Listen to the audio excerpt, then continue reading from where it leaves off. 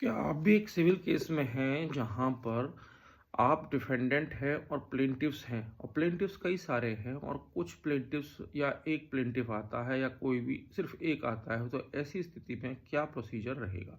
नमस्कार, मैं आपका दोस्त मानव शर्मा आपका स्वागत करता हूं।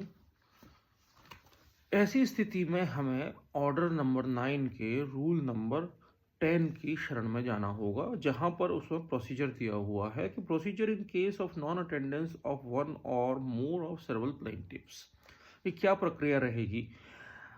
इसमें बहुत सामान्य प्रक्रिया है कि अगर कोर्ट में कई सारे प्लेंटिफ्स हैं और उनमें से एक आता है, तो कोर्ट अपने स्टैंड लेकर उस केस को वैसे ही चलाएगा जैसे कि ये माना जाएगा कि और भी सारे के सारे प्लेंटिफ्स आ रहे हैं, और या कोई ऐसा ऑर्डर करेगा जो उसे उचित लगता है। अब इसमें क्योंकि ये छोटा पॉइंट है, इसमें आज दूसरा पॉइंट भी ऐड करते हैं। Order number 9 rule number 11, procedure in case of non attendance of one और मोर ऑफ सेवरल अटेंडेंस। अब प्रोसीजर क्या होगा जहां पर कई सारे डिफेंडेंट्स हैं और एक डिफेंडेंट आ रहा है।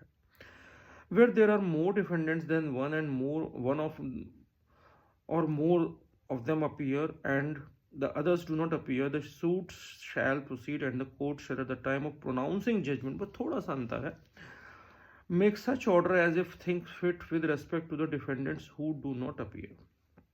यहाँ पर भी केस चलेगा।